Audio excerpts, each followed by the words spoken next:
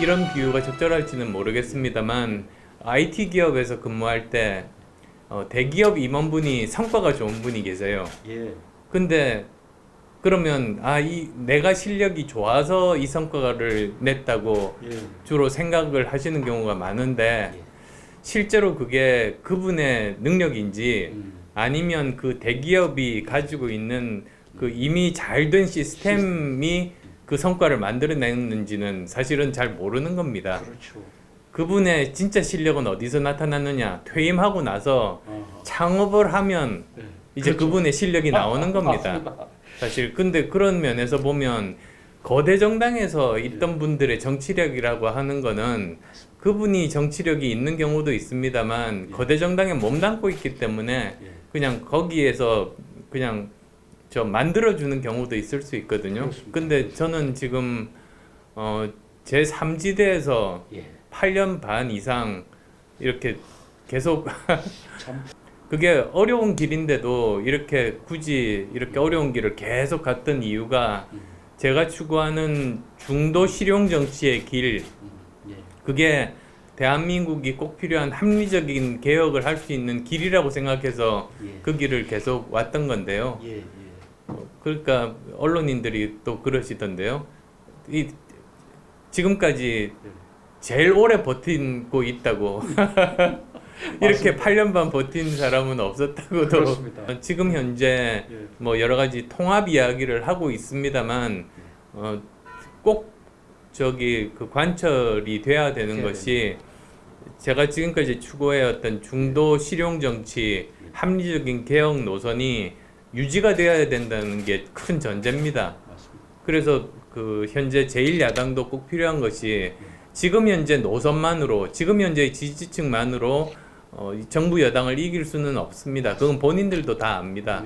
맞습니다. 근데 지금 마침 정부 여당이 중도층들을 잃어버리고 있는 노선을 취하고 있죠. 맞습니다. 계속 이념에 갇히고 진영에 갇혀서 예. 예. 오히려 뺄셈 정치를 하면서 지지율도 떨어지고 있지 않습니까? 그렇습니다. 이때가 오히려 이 야당, 제1야당의 경우에 중도층까지 영역을 넓히고 지지층을 확산할 수 있는 굉장히 중요한 좋은 시점이지 않습니까? 그렇습니다. 그리고 그 부분을 저희들이 역할을 하고 있는 것이고요. 그렇습니다.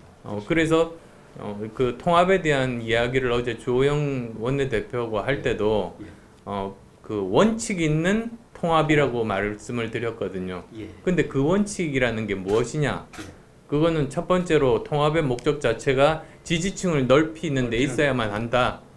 그래서 이건 당대당 통합이 되어야 된다는 그게 첫 번째 원칙이고, 두 번째 원칙으로는 중도 실용 노선 이걸 포괄하는 어쩌면 이게 주류가 되는 그런 정당이 되어야 된다. 맞습니다. 그래야만 집권 가능하다. 예. 예. 그걸 공감대를 형성을 사실은 했었죠. 예. 예.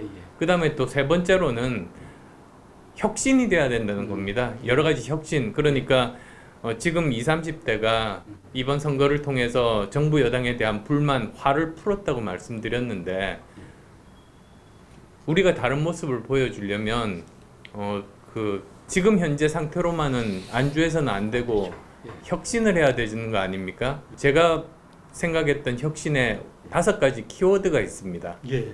그게 뭐냐면 우선은 유능한 정당이 돼야 된다. 예. 지금 현재 워낙 무능하지 않습니까? 그렇죠. 그래서 각 분야에 대해서 제대로 경제 문제, 방역 문제, 부동산 문제를 해결할 수 있는 그런 제대로 잘 된 정책들을 가지고 실제로 그걸 실행에 옮길 수 있는 사람들까지도 갖추는 게 유능한 정당으로의 개혁입니다. 그렇습니다. 그 다음에 또 두 번째, 도덕적인 정당이 돼야 됩니다.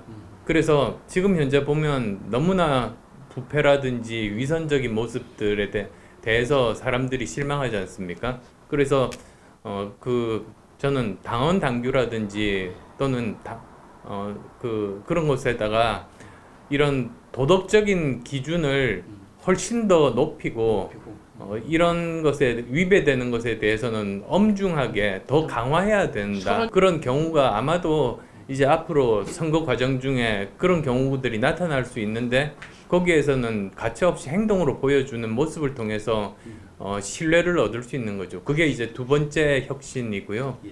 세 번째는 이제 우리나라에서 무너진 공정한 공정성. 시스템들을 다시 복구를 하는 일들이 필요합니다. 사회 곳곳에서 공정한 시스템들이 다 무너져 있어서요.